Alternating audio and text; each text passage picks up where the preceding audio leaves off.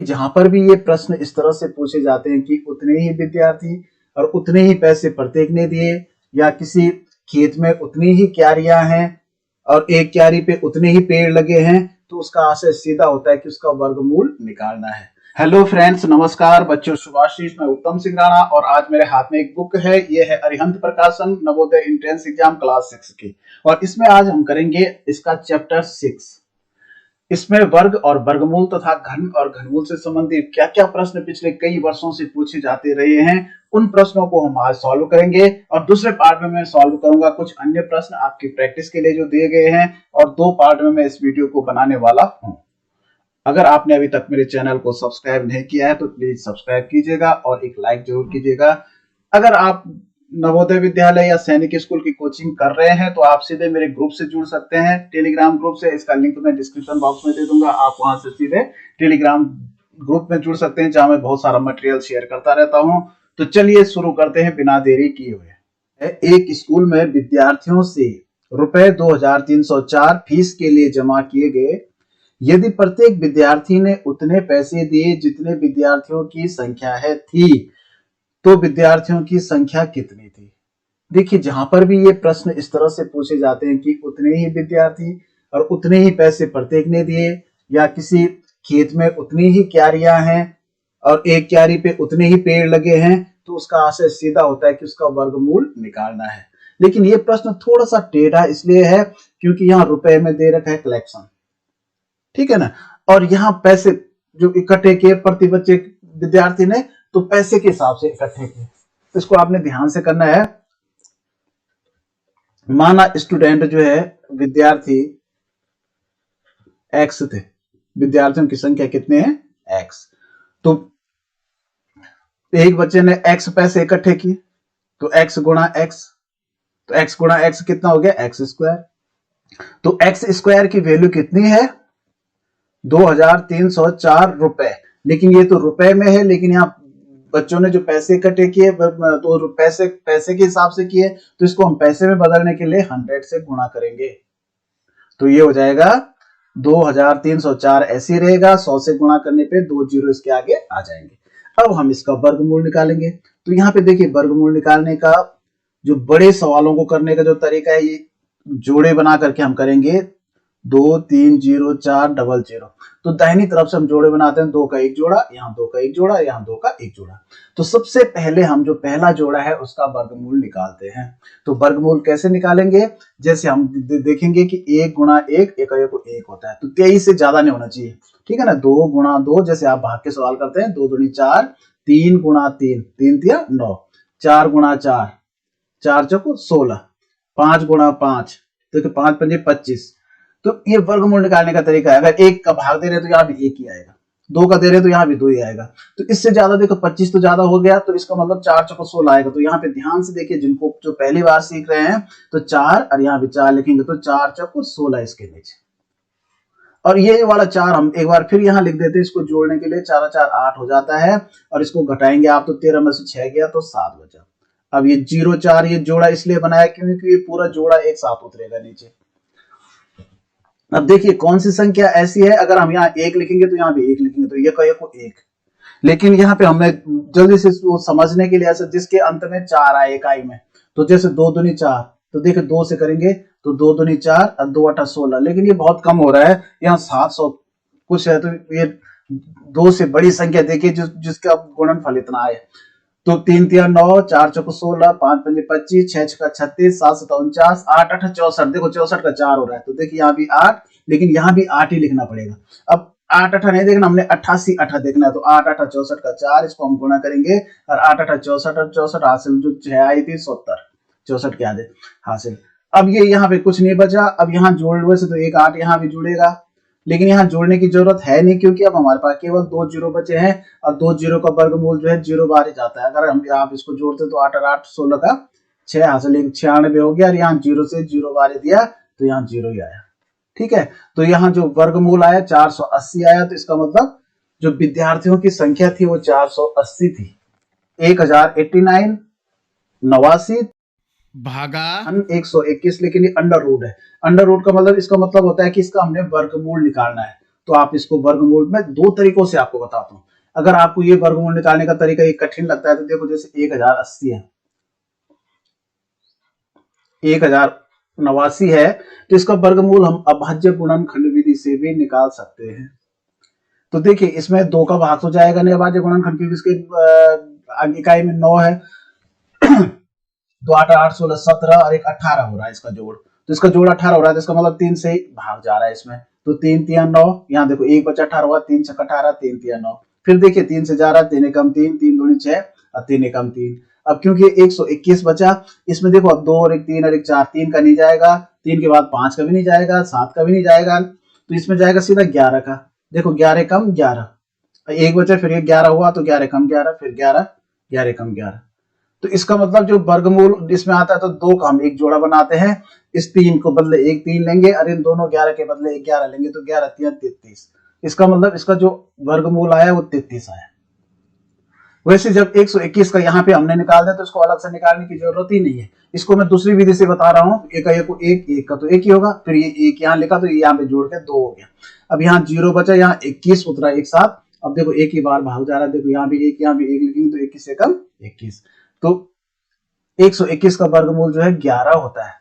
तो यहाँ पे दिया है इस बीच में भाग का निशान है, तो इसका मतलब ये हुआ कि इसका वर्गमूल हो गया 33 और ये भाग का निशान, और 121 का वर्गमूल हो गया 11।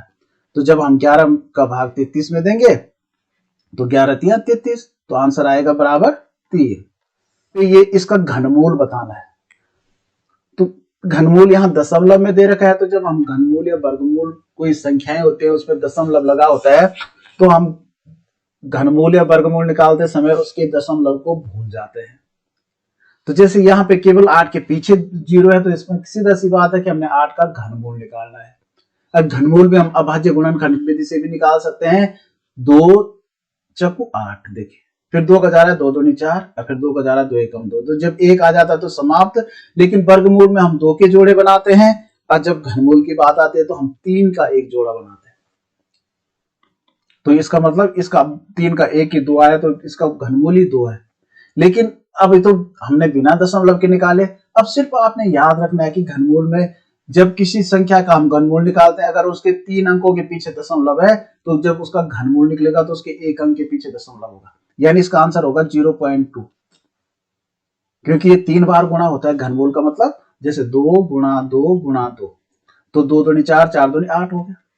अगर यहाँ पे 0.2 है तो 2 दूनी 4 4 दूनी 8 हो गया, तो 1 2 3 अंकों के पीछे दशमलव है, तो 1 2 3 अंकों के पीछे दशमलव है। तो यहाँ पे यही याद रखना कि अगर 3 अंकों के पीछे दशमलव है तो जब घनमूल आएगा तो 1 अंक के पीछे दशमलव होगा, अगर 6 अंकों के पीछे दशमलव है तो जो घनमूल होगा उसके 2 अंकों के पीछे दशमलव होगा, अगर 9 अंकों के पीछे दशमलव है तो जो घनमूल निकलेगा उसके 3 अंकों के पीछे दशमलव होगा। ये इतना केवल आपको ध्यान रखना है। अब वर्गमूल में ठीक ये है कि जब 2 अंकों के पीछे वर्गमूल होगा तो दशमलव होगा, तो जो उसका आंसर होगा उसके 1 अंक के पीछे दशमलव होगा। अब यहाँ इसको भी आपने हल करना है।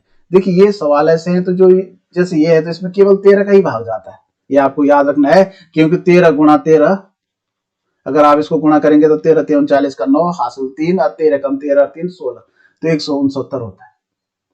ये 144 है, इसका वर्गमूल जो है 12 होता है, 12 गुणा 12, देखिए आप गुणा करके देखिए तो 12 दूनी 24 का 4 हासिल 2 और 12 कम 12 और 2 14, 144। और 225 जो है 15 का होता है, वो आप चाहे अलग अलग निकालो, अगर ये तो क्योंकि 20 तक के वर्गमूल तो आपको याद करने पड़ेंगे, याद मतलब हो जानी चाहिए, अलग अलग निकाल भी सकते हैं तो इसमें थोड़ा टाइम वेस्ट होता है। तो ये अंडर रूट 13 का मतलब भाई अंडर रूट 169 है तो इसका मान आ गया 13, प्लस ये अंडर रूट 144 है तो इसका मान आ गया 12, माइनस ये 225 है तो इसका वर्गमूल में एक बार निकाल के दिखा तो आपको कैसे निकालेंगे, आपकी प्रैक्टिस हो जाएगी। तो यहाँ हमने एक जोड़ा बनाया, इस 2 अलग छोड़ दिया, तो ये कहिए को 1, फिर ये 1 यहाँ लिखेंगे हम, तो 1 और 1 2 हो गया, यहाँ घटाया 1 और यहाँ एक साथ उतरेंगे 25।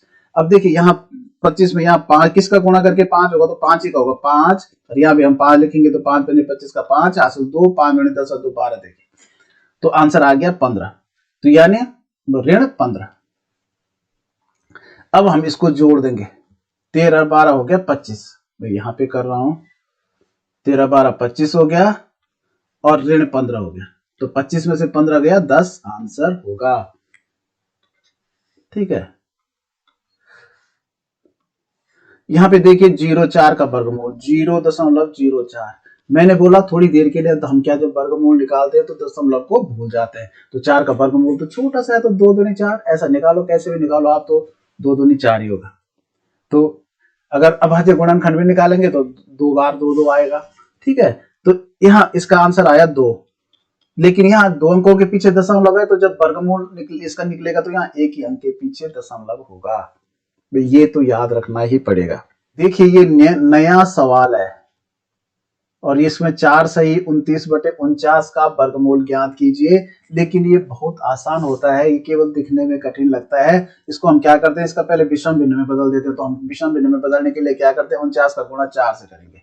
49 गुणा 4, तो 9 चौको 36 का 6 और हासिल 3, 4 चौको 16, 3 19, 196 हुआ। और इसमें 29 हम जोड़ देंगे, ऊपर का हम जोड़ते हैं। तो 9 और 6 15 का 5 और 11, 9 और 2 11 और 1 12 और 2 225 हो गया। तो इसका मतलब ऊपर की संख्या हो जाएगी 225, नीचे 49 ही रहेगा। तो आपको पता है इसका, क्योंकि इसका वर्गमूल निकालना है, तो 225 का वर्गमूल अभी मैंने इससे पहले वाले सवाल में निकाला था, तो आप कैसे भी निकालिए। चलो मैं इसको अभाज्य गुणनखंड विधि से एक बार आपको निकाल के दिखाता हूं, ताकि आप लोग सीख जाएं। तो देखिए 25 में अभाज्य गुणनखंड तो 5 का ही भाग जाएगा, क्योंकि इसकी इकाई में 5 है। तो देखिए 5 चक्कू 20, और यहाँ देखो 2 बचा, 25 हुआ, तो 5 पंजे 25, फिर 5 का जा रहा है, 5 नंबर 45। अब 9 में केवल 3 का जा रहा है, 3 3 9, अब देखो 3 3 एकम 3, तो 5 2 5 का एक जोड़ा, 3 3 का 2 3 का एक जोड़ा, तो ये हो गया 5 गुणा 3, तो 5 3 15। मैंने बताया था कि 225 का वर्गमूल होता है 15 और 49 का वर्गमूल होता है 7 7 49। ये भी तो आपको याद होना चाहिए। तो इसका आंसर आया 15/7। लेकिन हम हमेशा अगर विषम भिन्न में भिन्न विषम है तो नीचे वाले का भाग ऊपर वाले में देते हैं। तो हम क्या करेंगे, 7 का भाग देंगे 15 में, तो 7 दूनी 14। अब यहाँ घटा के बचा 1, तो हम यहाँ पे सही का निशान मारते हैं। तो ये वाला निशान मारता है, 1 लिखते हैं ऊपर और ये वाला 7 लिखते हैं नीचे। तो 2 सही 1/7 आंसर। वैसे ये संख्या, इसका वर्गमूल ज्ञात कीजिए 1849। तो इसको जोड़े बना दीजिए, 49 का 1 और इसका 1। अब इसको वर्गमूल निकालने के लिए हम क्या करेंगे, पहले 18 का निकालेंगे। 18 का जोड़ा है, तो देखिए मैंने बोला था जैसे 5 गुणा 5 करेंगे तो 5 पंजे 25 ज्यादा हो रहा है, तो 4 का करेंगे, 4 गुणा 4, तो 4 चौको 16। ठीक है, तो यहाँ भी हम 4 लिखेंगे, यहाँ भी 4 लिखेंगे, 18 से ज्यादा नहीं होना चाहिए। तो 4 चौको 16, और ये 4 हमने ऊपर लिखा, तो एक इसके नीचे और लिखते हैं, इसको जोड़ने के लिए 4 और 4 8 हो जाएगा। और यहाँ देखो 8 में से 6 गया 2, और ये 4 9 एक साथ उतरेगा क्योंकि एक जोड़ा है। अब कौन सी संख्या ऐसी है जिसका भाग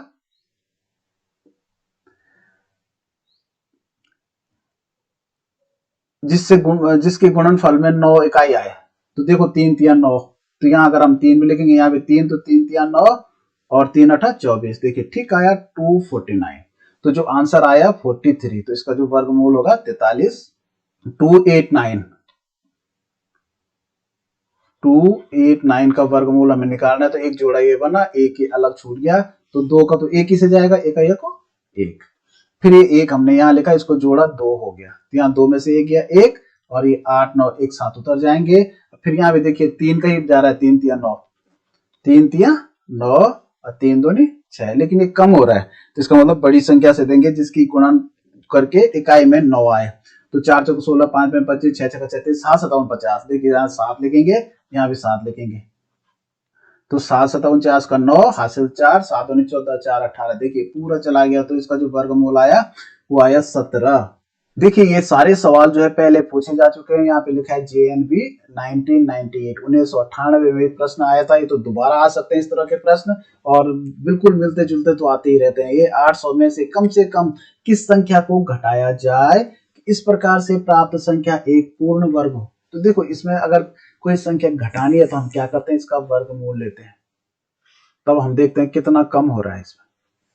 ठीक है ना, कितना और चाहिए इसको करने के लिए। तो इसका एक जोड़ा बना, इसका एक जोड़ा बना, अलग से छूट गया, तो 2 दूनी 4, 3 3 9 ज्यादा हो रहा है, तो 2 दूनी 4।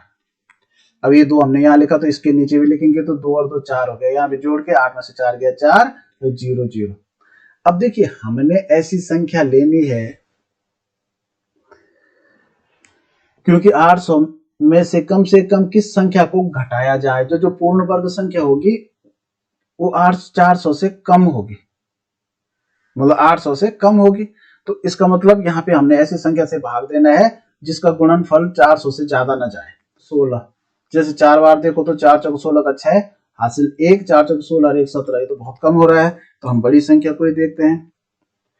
8 8 8 8 64 का 4 हासिल 6, 8 चौक 32 और 6 38। अगर 9 होता तो 49 गुणा 9 कितना होता है, इसको देखते हैं। 9 नंबर का इसका 1 हासिल 8 और 9 चौक 36 और 36 और 8 ज्यादा हो रहा है, तो इसका मतलब ये बिल्कुल सही है, ठीक है ना। तो ये 28 8 बार गया, तो अब इसको घटाइए तो 10 में से 4 गया तो 4 6, और यहाँ 9 में से 8 गया 1, तो यहाँ 3 में से 3 गया 0, यानी 16 बच रहा है। तो यहाँ पे थोड़ा सा आपने समझना है कि 800 में से अगर 16 कम होता तो इसका पूरा पूरा भाग जाता तो ये पूर्ण वर्ग संख्या होती।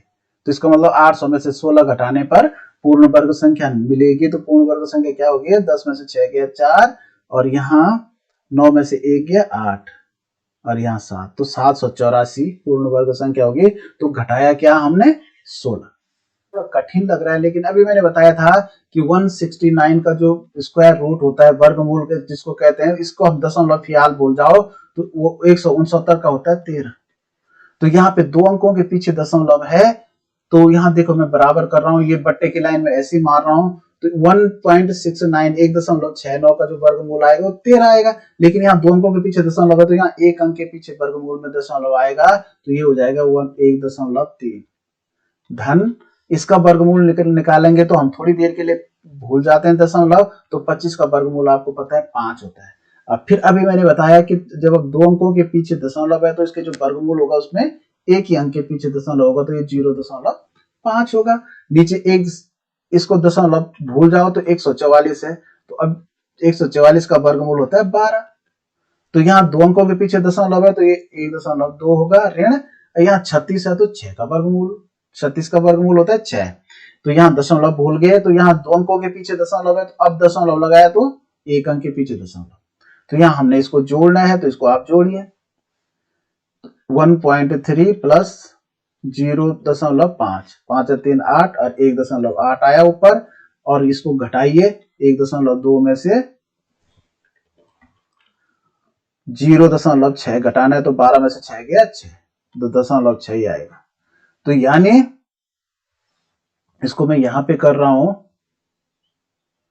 आंसर आया ऊपर तो आया 1.8 और नीचे आया 0.6। अब यहाँ पे थोड़ा सा आपको थोड़ा और समझना है कि अगर भिन्न में ऊपर भी है नीचे भी बराबर अंकों के पीछे दशमलव है तो वो दशमलव हट जाता है, कट जाता है। तो यहाँ भी 1 अंक के पीछे दशमलव है, यहाँ भी 1 अंक के पीछे दशमलव है, तो एक दशमलव कट गया, तो आंसर आ गया 18/6। तो हम भाग दे सकते हैं, 6 कम 6 6 3 18, 3/1 का मतलब आंसर 3 होगा। 289 किसका वर्गमूल होता है, तो अभी देखिए 17 गुना 17 हमने अभी पहले ये किया था, 17 17 17 होता है 119, 119 का 9 हासिल 11, 17 कम 17 और 17 11 28, 289 हो रहा है। देखिए तो इसका मतलब इसका वर्गमूल होता है 289 का 17, प्लस अभी बात आई कि 144 का वर्गमूल होता है 12, अब माइनस 225 का होता है 15। तो बस कितना आसान हो गया, 17 में 12 जोड़ो तो 7 और 2 9 और 2 29, और 29 में से 15 घटाइए तो 14 आंसर होगा। 12 बटे इतना है।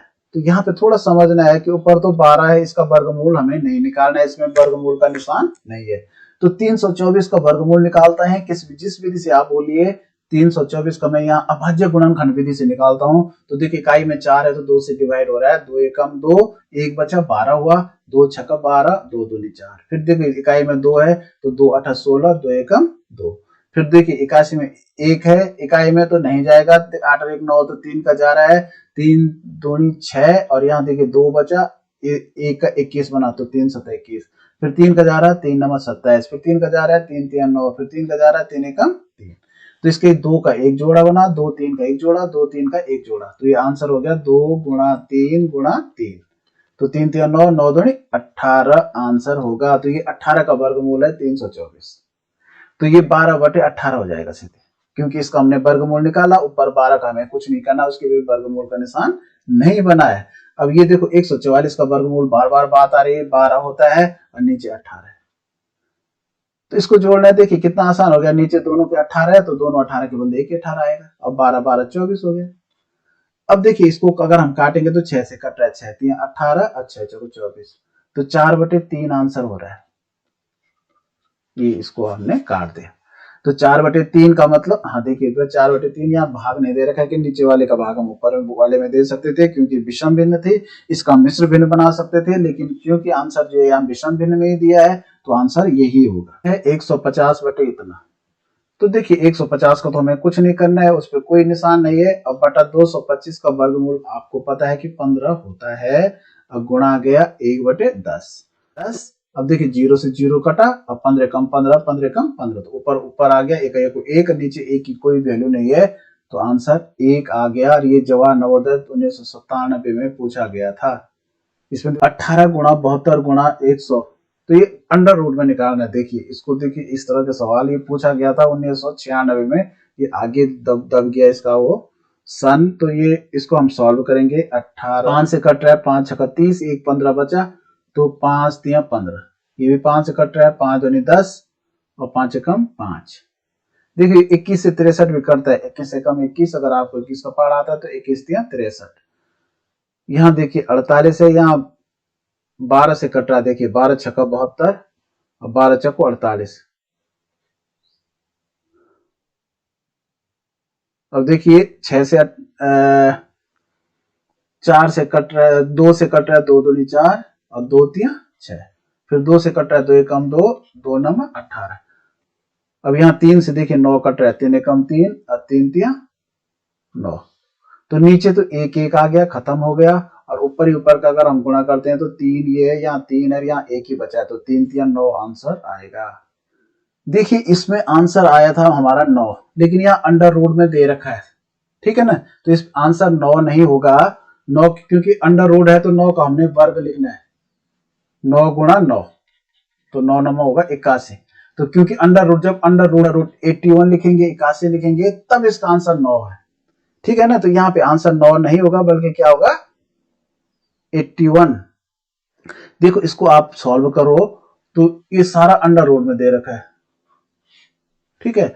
अब 133 में से 189 133 में से 89 को माइनस करो, तो 13 में से 9 गया 4 और यहाँ 12 में से 8 गया 4, तो ये बचा 44।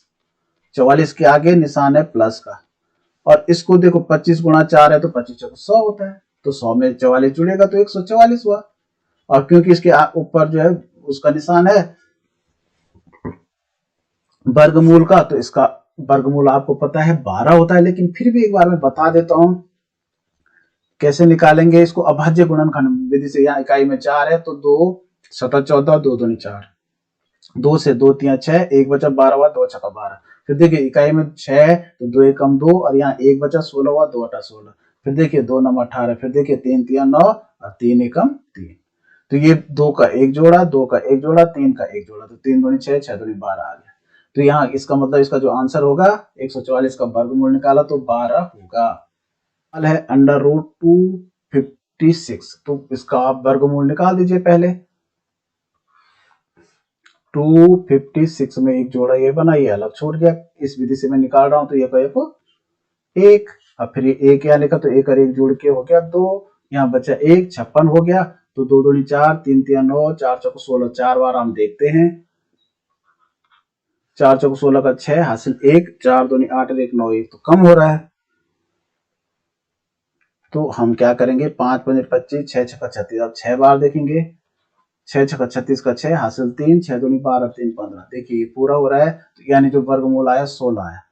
तो देखो इसको अंडर रूट इसके बराबर तो हो गया 16, तो इसकी जगह पे हम लिख देंगे 16।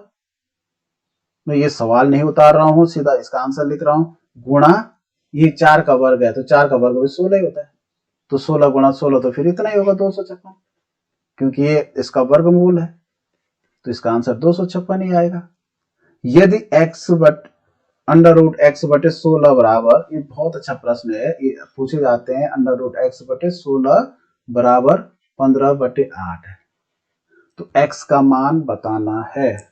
देखिए इसको गौर से देखिए तो नीचे जो यहाँ 16 अगर हम इसकी समतुल्य भिन्न देखते हैं तो 16 के बदले यहाँ बचा है 8 बना 8, तो यानी 16 का आधा हुआ 8, या दूसरे ढंग से हम सोचे तो यहाँ 8 का दोगुना है 16, तो यहाँ 15 का दोगुना होगा, तो 15 का दोगुना कितना होता है, 15 दूनी 30। तो लेकिन ये वर्गमूल में है, तो कहने का मतलब 30 तब आएगा जब हम इसको सॉल्व करेंगे। तो जो यहाँ पे संख्या होगी वो 30 गुणा 30 होगी, तो 3 3 9 हो गया, तो 2 0 का 2 0, तो 900 होगा। यहाँ पे जब अंडर रूट 900 होगा तो इसका हम वर्गमूल निकालेंगे तो 30 आएगा, तो यहाँ पे जो संख्या होगी वो होगी 900। देखिए प्रश्न है 6 अंकों की सबसे छोटी संख्या ज्ञात कीजिए जो पूर्ण वर्ग हो। तो 6 अंकों की जो सबसे छोटी संख्या है वो है, एक के आगे 2 3 4 5 जीरो आप लगाइए, तो 6 अंकों की सबसे छोटी संख्या हो गई। ठीक है ना। अब इसको एक जोड़ा बनाया, एक जोड़ा बनाया, एक जोड़ा ये बना, तो 3 3 9, 10 में तो इससे ज्यादा जाएगा नहीं। अब एक 3 यहाँ लिखेंगे तो 3 3 6 हो जाएगा, 10 में से 9 गया 1 और यहाँ 2 जीरो बचे। अब किस संख्या से भाग करें, तो यहाँ देखिए हम 100 में 61 एकम 61 ही होगा, क्योंकि 61 दोना जो है 100 से ज्यादा है, 60 दोना 120 होता तो 61 दोना ज्यादा होगा, तो 1 का 1 और 61 एकम 61।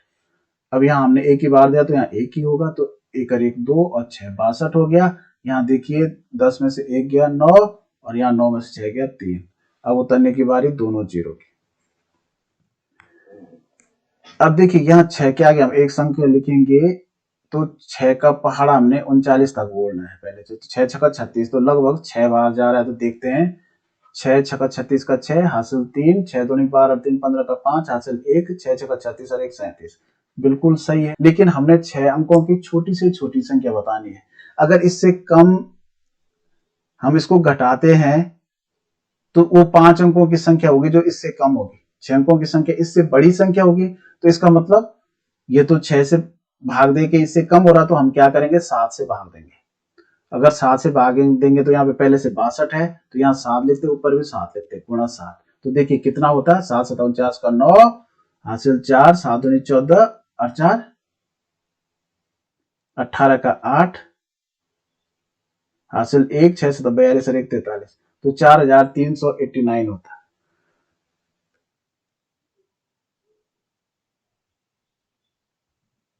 तो यहाँ पे कितना ज्यादा चाहिए था हमको, कितना ज्यादा चाहिए था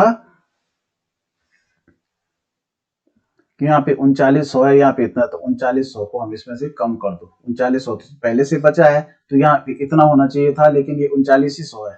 तो अब देखिए कितना और चाहिए था, तो यहाँ 9 8 13 में से 9 गया 4, तो 489 और चाहिए था, तो इसका मतलब इसमें 489 जुड़ जाएगा।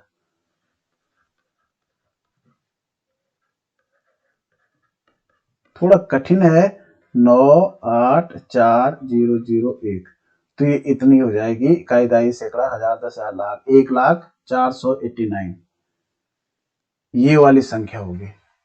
मतलब यहाँ पे थोड़ा समझने वाली बात है कि हमने 6 से भाग किया था, 6 बार भाग दिया तो इससे कम आया, जो भी, लेकिन 7 बार भाग करेंगे तो इससे ज्यादा आएगा। तो ये हमने इससे बड़ी संख्या ढूंढनी है, क्योंकि तो सबसे छोटी संख्या है 6 अंकों की, तो बड़ी संख्या ढूंढनी है, तो इसका मतलब ये कितना ज्यादा आया, इसमें से इसको कम कर दो तो 489 ज्यादा आया, तो इसका मतलब इसमें 1,00,000 में 489 को हम जोड़ देंगे, तो 1,04,89 आंसर होगा। 625 का वर्गमूल निकालिए, तो किस विधि से, जिसमें दोनों विधि से इसको निकाल के आपको दिखाता हूं।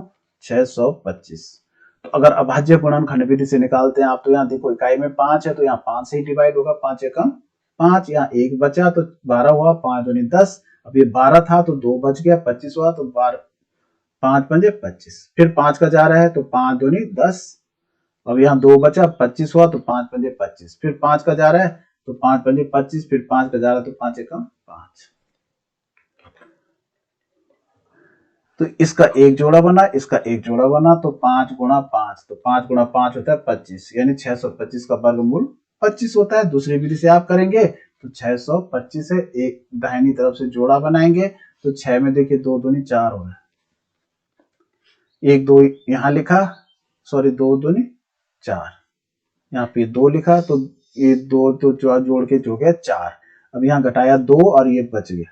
अब देखिए यहाँ कितने से भाग दे तो ये कभी को 1 2 दूनी 4 3 3 9 4 चौक 16 5 पंजे 25, तो 25 का 5 होता है, यहाँ 5 यहाँ भी 5 5 पंजे 25 का 5, यहाँ से 2 5 को 20 और 2 22। देखिए तो आंसर आया 25। दोनों विधि से आंसर उतना ही आएगा। 1600 का वर्गमूल 1600 का, तो आप चाहो तो अभाज्य गुणनखंड विधि से भी कर रहा हूं मैं 1600, तो इसमें इकाई में 0 है तो आप चाहो तो 5 से डिवाइड कर दो, क्योंकि 5 थोड़ा जल्दी छोटा हो जाएगा, तो 5 दिया 15, यहाँ 1 बचा 10 हुआ तो 5 दूनी 10, अभी 0 बार ही भाग जाएगा। फिर जा रहा है 5 से तो 5 छक्का 30, यहाँ 2 बचा तो 20 हुआ, 5 को 20। अब देखिए अब 5 का नहीं जा रहा है, अब 2 का जा रहा है, क्योंकि इकाई में 4 है, 2 3 6 2 दूनी 4, फिर 2 का जा रहा है, 2 1 कम 2, और यहाँ 3 है तो 1 बच गया, यहाँ पे 12 हो गया, 2 छक्का 12, फिर 2 का जा रहा है 2 8 16, फिर 2 का जा रहा है 2 6 8, फिर 2 का जा रहा है 2 दूनी 4, फिर 2 का जा रहा है 2 1 2।